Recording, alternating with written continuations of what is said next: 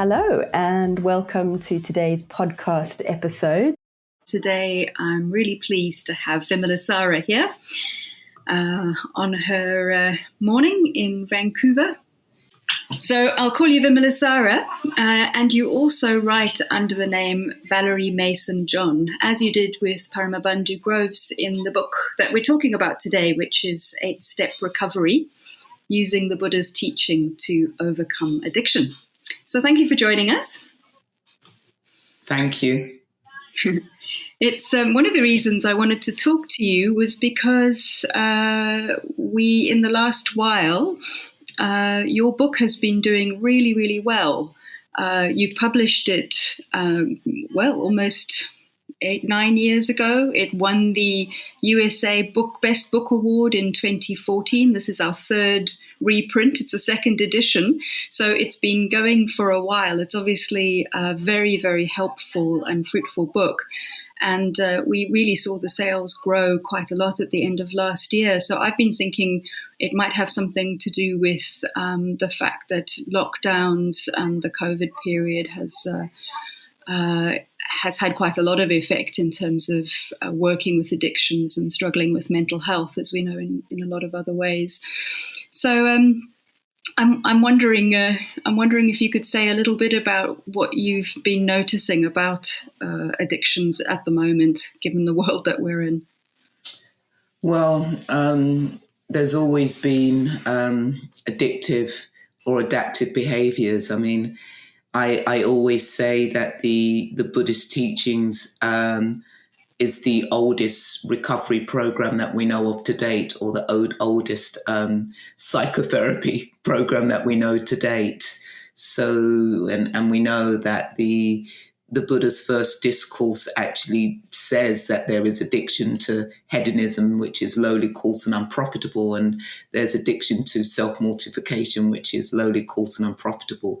So there has always been addictive behaviours, and it's quite interesting actually, because over the past couple of years we've had this pandemic, and we've had many people die from COVID, and in places like Vancouver and also in places like San Francisco, we had more fentanyl deaths from addiction than we did actually have from COVID.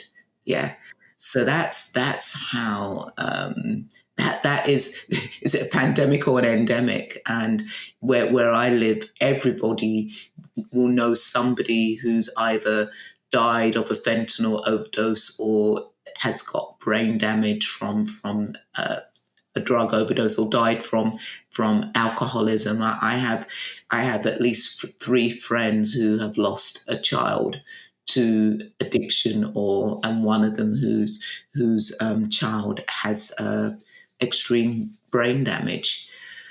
So what do I notice about addiction? I think that definitely during the pandemic that addictive behaviours definitely went up. I know a friend of mine who lived in the UK and was walking one day in the country and bumped into a friend of theirs who had a vineyard, and actually said, what's business like for you? And the person who ran the vineyard said, well, actually, business has been really good. Restaurants haven't been asking for the wine, but actually the sales of alcohol in off licenses have just gone through the roof. And also as well, if we think of something like disordered eating, overeating, compulsive eating, everything went online.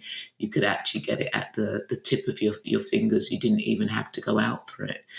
And especially during lockdown, what did one have access to? I mean, we know that if you go on retreat, when we go on retreat and it's a silent retreat, more food is eaten because there's no other distraction. So, addictive behaviors is something that we are always going to have to live with. And really, I think what needs to change is how different governments deal with addictive behaviors, that it's not so many Governments are quite punitive. Yeah. And we really do need to change this because it's an illness. Yeah, it is an illness. It's definitely a mental health issue. Yeah. Yeah, just anecdotally, I spent a bit of time with my family in South Africa at the end of last year. I finally got to go over and just speaking to my nephews and nieces and seeing the levels of addiction, suicide attempts, isolation, sort of this combination of isolation and availability. It seems pretty, toxic, very difficult for people to manage, a lot of suffering in it. Mm. Yeah. Yeah, it's all around us. And what causes addiction. I mean, it's said, I think we all experience some form of trauma, but not everybody who has trauma has addictions, but everybody who has addiction has experienced some kind of trauma. And then, so if we think of the impact of war, there's war in every corner of the world. And what do people turn to? What do I'm pretty sure that the soldiers who go to war have issues with addiction. I just think, because war is so much fueled by ignorance, delusion, and hatred. In fact, Martin Luther King calls the three poisons militarism, poverty, and racism. Yeah, and you can really see that, and what drives what drives that. Yeah, yeah. I mean, your book, in a way, attends to the difficulty of addiction and the possibility of recovery, primarily on the basis of individuals. You speak to somebody who's reading it because they're concerned about their own behaviour or the suffering that it's causing themselves or others. Maybe we can come back a little bit later to the relationship between sort of individual level suffering and recovery, and the collective, what needs to be done collectively to support it. Maybe we can start with what addiction is. I was interested to read, you've got that great introduction or forward preface from Gabor Mate. Is that how you say his name? Gosh, Gabor would crucify me if I get his name. I classify Gabor as one of my teachers. He's also a good friend and a colleague. But yeah, Gabor Mate. Yeah. And he says addiction happens when an activity is used as a means to escape from the distress of experiencing oneself, which struck me as a very, very helpful way of thinking about it. Addiction as an activity rather than addiction concentrating on what substance or activity it is that's addictive.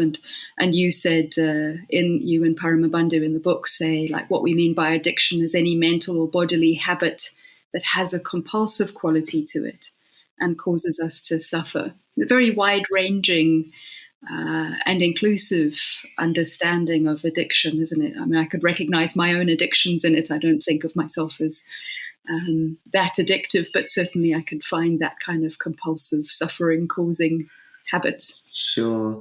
I think it's important to have that breadth in the definition, because addictive behaviors or adaptive behaviors, it's on a continuum. It's on a spectrum. I mean, we've all got mental health issues somewhere along that spectrum. And I suppose what we're looking at, the more extreme end, where there is that compulsiveness, is also that lack of control, that loss of control. Yeah.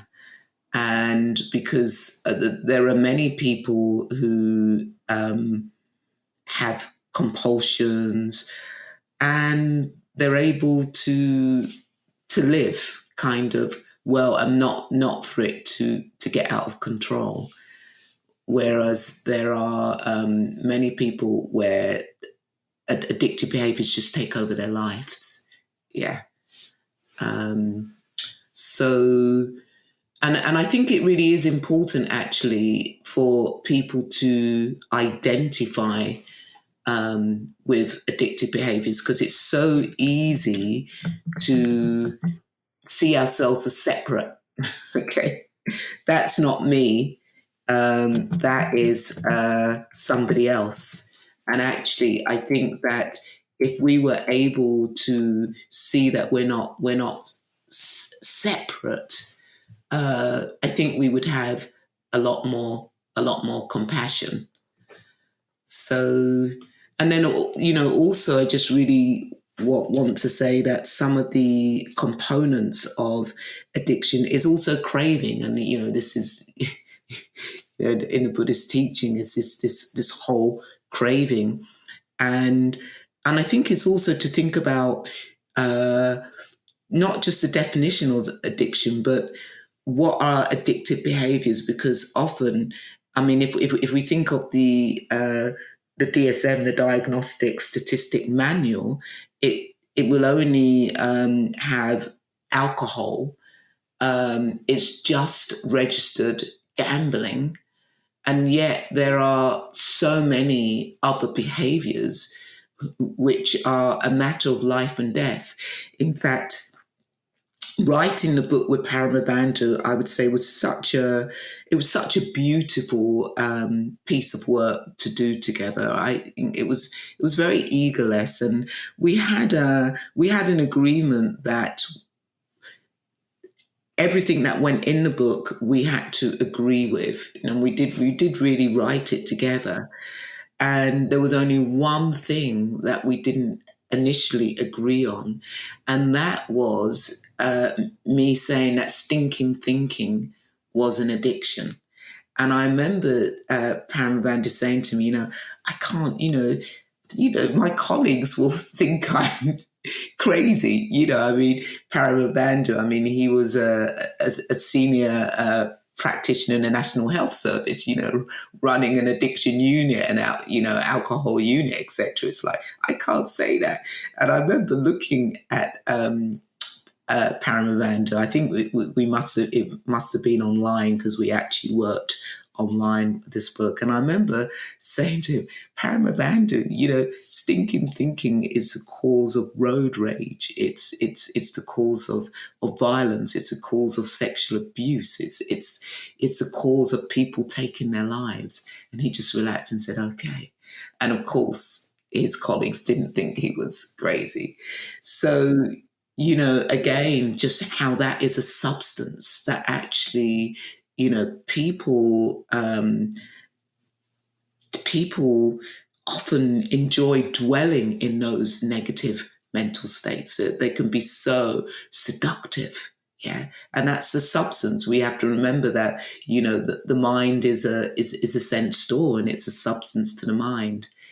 So again, we can think of what is addiction. The components of it is that, it has cravings, it has the lack of control, it has compulsions, and also the consequences. Those are the four traditional 4 C's of addictive behavior. And I think if you've got one of those, then yes, you need to be really looking at what's actually happening. And then let's look at what are some of these behaviors, because sometimes people think, oh well, I have compulsive eating, but that's not it. Or it may be love, or codependency, and yet there are so many different behaviors which come under that banner of adaptive behaviors. I think that's why I prefer the word adaptive behaviors rather than addiction, because what we're actually looking at is they are adaptive behaviors. I mean, these are behaviors to try and help people to soothe the pain. Yeah.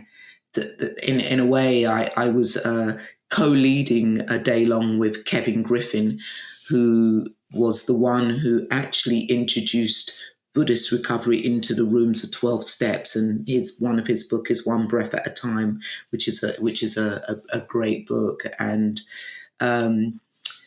Kevin and I was saying yesterday that actually people who have addictions or adaptive behaviors know compassion because they're trying to be compassionate to themselves. Yet the behavior that they're doing is limited. If we talk about, we talk about false refuges and, whatever, actually I'd see that these refuges are limited, and actually how can we find refuges or behaviors which are far more expansive, which is going to allow us to grow. So before we go any further, maybe just to say Paramabandhu would have wanted to be here. He's your co-author, but he's up a Spanish mountain ordaining somebody at the moment, so he couldn't make it. What is stinking thinking for listeners who haven't yet read the book, who haven't heard you talking about stinking thinking? Well, in Buddhist terms, we call it papancha. I would say stinking thinking is the proliferation of thought. It's that it's when the mind becomes completely flooded. It's again, I really like those of you who are Buddhists who are perhaps listening. If we think of the prince before the prince became woke, the prince was assailed by Mara, but didn't get caught up in that stinking thinking, was able to see through Mara and not identify with Mara, didn't see themselves completely separate from Mara, but didn't identify with Mara. Otherwise, the prince would never have woken up to the truth. So for me, that stinking thinking is it can be that self-judgment when we're just telling ourselves we're no good, we're a piece of crap, blah blah blah, or it can be that stinking thinking about somebody else, and it's smelly because a lot of these thoughts that we have are so old. So repetitive. They've been cycling and recycling around in our heart minds for years. Yeah, and they've kept us stuck. They've kept us miserable. And why do we go to that? We go to it because it's moving away from Vedana, from hedonic tone in the body. I know that for myself, I really know now that if a thought arises that isn't helpful, that isn't wholesome, that, I'm experiencing some vulnerability, and then that lets it go. Rather than like this unwholesome thought arises, I begin to identify with it and I completely spiral. Spiral out of the body. Yeah. Yeah. And sort of get caught up in believing that the thought is really some truth. Exactly. I mean, one of the things that I did want to say, just coming back to you saying that how the cells have really done well over the past couple of years, and those cells will be in the US. Yeah.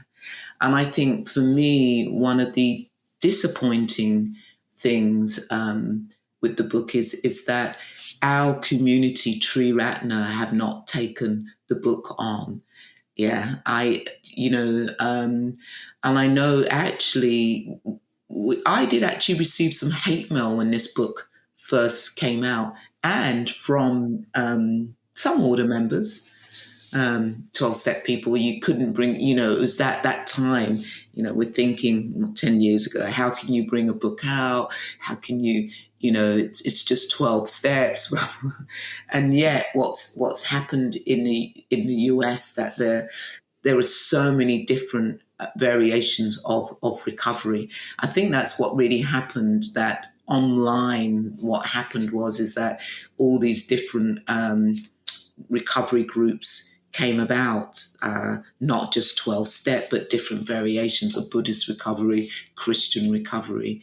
and definitely, the US has always been open to talking about recovery. I remember 20, 25 years ago, 30 years ago, going to San Francisco, and half the people I was around was in a 12-step group. And yet, back in England, forget it. We were in our partying groups. So I know that 12 steps is a lot more popular in England, but I think is a really important book. And I think if, people are listening from centres, it's time that you took the book on. It really is time, and Ipswich have really led on that. Ipswich have had a successful 8-step recovery meeting for years, and I know Manchester has one. But it's really time for centres to take it on and see. It's not our book. It's not mine and Paramabanda's book. This book comes out of the Buddhist teachings, and we really put a practice together to help people recover. I mean, reading the book now, I was really struck by how widespread the Dharma is in the book. I think we've gotten quite used to sort of secularized versions of Buddhism being applied to mental health issues or other concerns. But really, this book it goes a lot beyond mindfulness as an approach. There's the ethics that's in there. There's the working with the notions of self. There are the lakshanas. There's kindness and not being willful. I mean, there's a very, very wide range of dharmic input in there. One of the things that really struck me was repeatedly in different ways in the book, you say to recover, we need a vision that's bigger than our addiction. And that to me seems to be at one of the hearts of Dharma practice, is to have a vision that's bigger than the limitations of the mind filled with greed, hatred, and delusion. Yeah, thanks for saying that, because I must also remember that I've had some very senior order members write to me and thank me for the book and thank me for the breadth of the book. Yeah. So yeah, we what can I say? I think that's the reason why the book has been a success. What is the relationship between what you do in 8-step recovery and 12-step recovery programs that might be better known for listeners who may be more aware of, have heard more about the 12-step recovery processes? Well, it's interesting that we, in an 8-step meeting, we do have a section how it works. And in there, we talk about Bill W., who actually acknowledges the Noble Eightfold Path and says it could actually be used instead of the 12 steps. And I think that's kind of quite amazing, because that's in the 40s, and he was talking about Buddhism and seeing the impact of what the Noble Eightfold Path can do in terms of recovery. I think the relationship to 8 steps and 12 steps, it's part of the recovery resources which is out there in the world. I mean, I can remember when we all went crazy. Oh, there are different types of learners. There's a kinesthetic learner. There's the emotional learner. There's this learner, and so in a way, what happened once upon a time, it was only 12 steps or the asylum. Yeah. And for many people, that just didn't work, And I would say the relationship it's not about reinventing the wheel, because there are many things in 12 steps which works. I mean, I think what's really critical is telling your story, telling your story and having the meeting to be able to tell the stories. And so, our meeting structure was very much influenced by a 12-step meeting. I would say the big difference actually between a 12-step meeting and an 8-step recovery meeting, well, one of the big differences is there's 4 less steps. um, the biggest difference is that we do not really insist on people saying, "Hi, I'm Vimalasara and I'm an addict." Yeah. And not because we think that's bad, because if we think of one of the Buddhist teachings, the raft teaching, you take the raft as far as you need it. So I think actually, yeah, if you need to define as an alcoholic or an addict, that's your raft. And can you put it down when you don't need it? And so in the 8-step recovery, it's up to you how you choose to define yourself, because at the end of the day, hopefully one will loosen that attachment to that identity. I mean, I never had that. I never had that identity that I was an addict or an alcoholic or that. I only had to start really defining by that when the book came out. I think some of my friends were worried. Oh my God, are they going to out them? And I still I still don't identify as an addict or an alcoholic. I don't drink alcohol. I don't take drugs. I used to, those things. Not so much alcohol. I would say that alcohol was a gateway drug for me.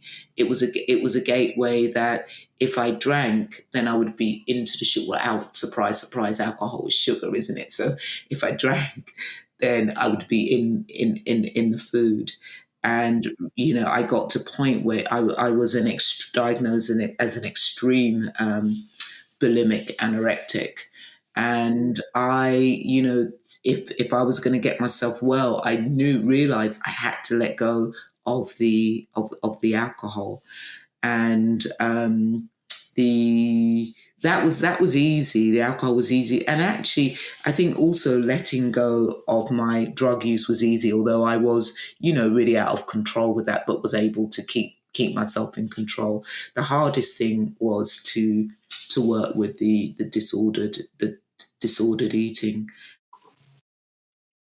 It's a very moving story in the book that you come very close in your descriptions in various parts of the book to your experience of what that was like for you when you were very much in the grip of that disordered eating, and also you get a very strong sense in the book of the relief and the positivity that comes with noticing that it's possible to put something else, or the necessity to put something else that is positive and nourishing in a different way at the heart of your life. To find positive and healthy things in there.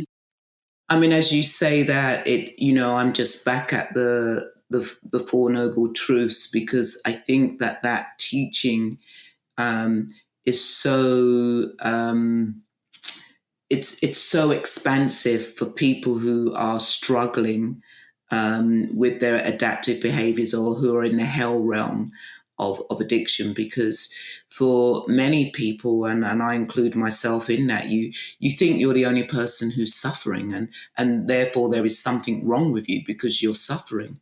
And then you come across the Four Noble Truths, and actually the first truth, that there is suffering, which normalizes you. It's like, okay, then something isn't necessarily wrong with you, and then, with that second truth, you can really begin to clearly see how you're creating extra suffering in your life, and it was really, for me, when I came across those teachings in my mid-20s, I remember thinking, why is the third truth that there's an end of suffering? Why isn't it the fourth truth?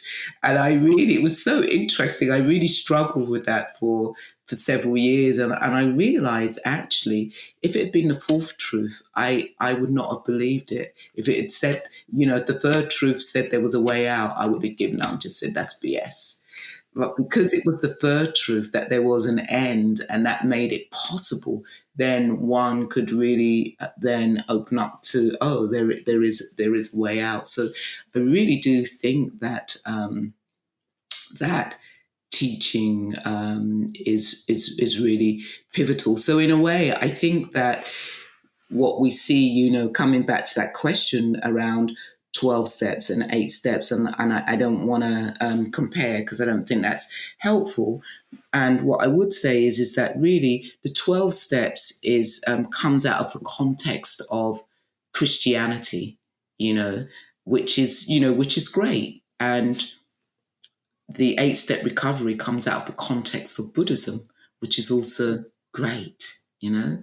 And and maybe there'll be a recovery program that comes out of the context of Islam. So and again, coming to those different ways of learning and thinking, more people are going to be drawn to the way of the Buddhist teachings, and other people are going to be drawn to the 12 step, and people are going to mix and match. It's got to that point where people are mixing and matching. And in a way, those meetings is just one part of that recovery program that one sets out for themselves. Yeah. And great that people have multiple ways of reading about, looking at, getting support in that process. I mean, one of the things that I really like about the book is you take that Buddhist insight about the mind being a particular field of activity very seriously. So whether or not it's literally around like believing in Buddhism, say, that's not necessary, but really working with the mind. And I like the way you would say that the important thing is also in finding sobriety of thoughts and feelings. So it's not just working in relation to whatever activity or substance one is in a disordered or a painful relationship to, but that actually you're looking for sobriety in thoughts and feelings. What is that? Yeah. I definitely, it's a clear distinction for me, and I suppose in a way, in the 12-step program, people would talk about dry drunks, and for me, there is the abstinence, and we'll talk a little bit about that. Actually, abstinence. There is the abstinence or the harm reduction from the actual substance. But for me, that sobriety of mind, when I think of, when I'm teaching the metta, and it's like, may we be at peace. What does it mean to be at peace? To be free from the proliferation of thought. I think definitely that sobriety of mind, when we're free from that proliferation, when we stop identifying with all those thoughts, when we stop identifying with the feelings and just trusting that these feelings will arise and cease, because we know, don't we, that if a hedonic tone arises in the body and we move away from it, thought is going to arise. Yeah. And those thoughts then are going to create emotion. So, we're on that vicious cycle. Or if we go back to the Honeyball Sutta, if we talk about one of the traditional teachings, you can really, really see that. So for me, sobriety of mind goes back to one of the Buddha's aphorisms: this is not me, this is not mine, this is not I. Yeah. Of actually really seeing that we are not these thoughts, we're not these feelings. Yeah. So that for me is sobriety of mind, and it comes and goes. We live in a world where there's so much stimulus. In fact, it can be really hard to have sobriety of mind. There's so much news around us. There's on the computer, in the cyber world. There's so much that can intoxicate us, and we get intoxicated by our thoughts. We get intoxicated by our emotions, and we act out of them. Yeah. And so I was going to come back to this thing of abstinence, because once upon a time people would always ask, like, so Buddhism, is it abstinence or is it harm reduction? This is a big thing. Is it abstinence or harm reduction? And my view is that actually everybody's recovery is some kind of harm reduction. How does one get to abstinence? And actually, abstinence is going to look different for very different people. So in Buddhism, we try not to have a view. It's really important for people to take agency over their recovery, and it's almost like, well, if you're doing this behavior and you're wanting to come out of that hell realm and it's not working, then perhaps you need to be doing something different. Actions have consequences, and perhaps you need to wake up to the truth. And what's so interesting now is that isn't people often don't even ask that now. The conversation is it ayahuasca? Where are you with the plant medicines? Is it ayahuasca? Is it iboga? Is it MDMA? And again, I know people who have used plant medicine and they've stopped. It's actually put an end to their addictive or addictive behaviours.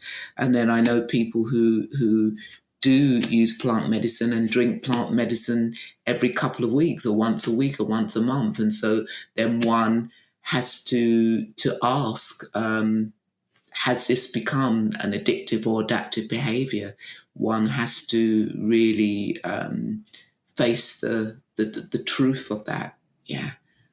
Yeah, and wake up to that. So, yeah.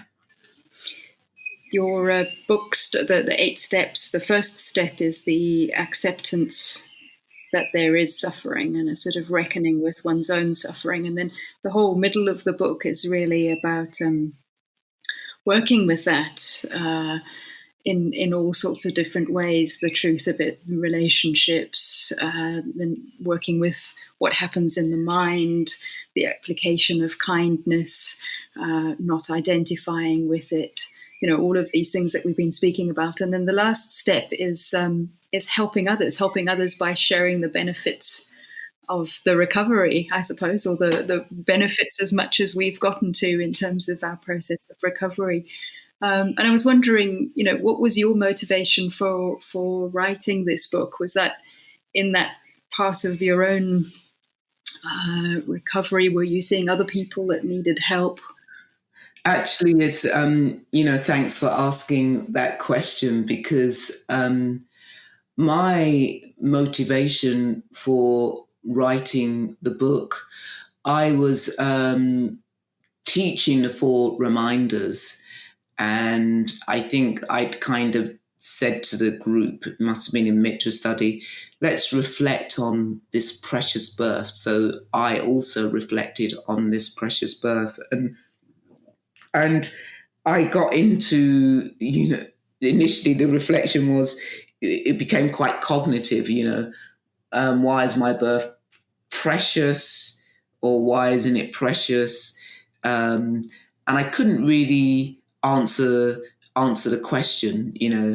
It was like, oh, I still got more to do. It was all, I think all my answers then were quite ego identified, and I just let go of it. And I can remember, I don't know how many weeks later, I remember walking along the road and a thought shot across my head, what you have to offer is your recovery. And I can remember turning away from that thinking, not really interested in that. And also knowing that actually when you're turning away, it's always good to look at that. And I looked at that. And then the synchronicity of it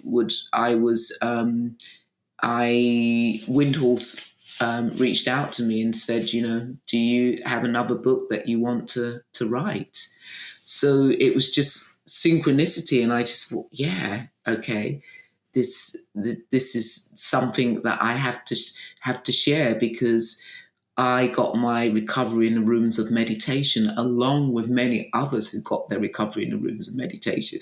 I can remember there were, years ago, back in our 20s or 30s, there were many of us, that Friday team, you up to whatever and, doing our thing. And there are many people in many schools of Buddhism who I've met who said, yeah, that they never spoke about it, but they use the Dharma to get their recovery. So I really wanted to make it explicit, because recovery is implicit in the Buddhist teachings, but it's not explicit. And I think one of the reasons why people have shied away of actually speaking up about it is because there are so many Dharma practitioners who say Buddhism isn't therapy. Well, if it's not therapy for you, that's fine. But for many people, Buddhism was therapy. And so what if it was therapy? It's like, again, I know for me, Buddhism was my therapy. For many, it was my therapy. And at some point, you can see you can take it further. That's the doorway. Yeah. And, I think if anybody, I'm not looking at people say it isn't therapy, I'm like, really? So, I mean, everything and anything can be therapy. And I just come back to just saying, the Dharma is the oldest therapeutic program that we know of to date.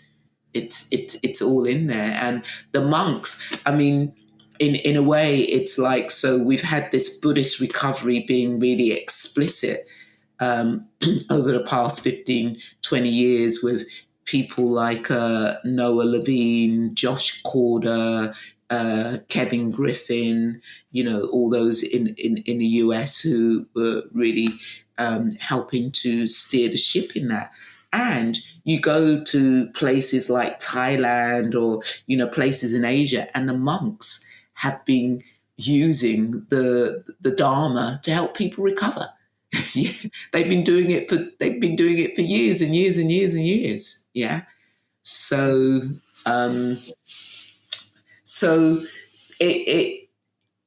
that's how it came about. And then when I started working on it, I was asked, I was just trying to think of his name, your predecessor, Priyananda. Yeah, Priyananda said, have you thought about writing with Paramabandhu? And I can remember doing, initially he had this mindfulness course for addiction. He was using a lot of the, mindfulness relapse prevention. And I remember going along and doing a course and what I'm thinking, I do this in my work. This is in my work in a different context around conflict. And so it was like, yeah. And, I spoke to Paramabandhu, who was really into it. And I thought it was just such a great mix. I think that if I'd written the book on my own, it would have nowhere have been as good as what it is. And if Paramabandhu had written a book on his own, it would have been nowhere as good as what it was. And I just felt it was just such a great combination. Yeah. And also, I like to say it was two queer people who wrote the book as well. Do you know what I mean? Two queer people and a person of colour as well. So, often in that recovery world, it has been very much white, male, het dominated. Yeah. So we brought something softer into the field of recovery. Mm. It's so wonderful. I thank you so much for, obviously the book and no doubt all of the people whose lives have been touched or healed or enriched by the book.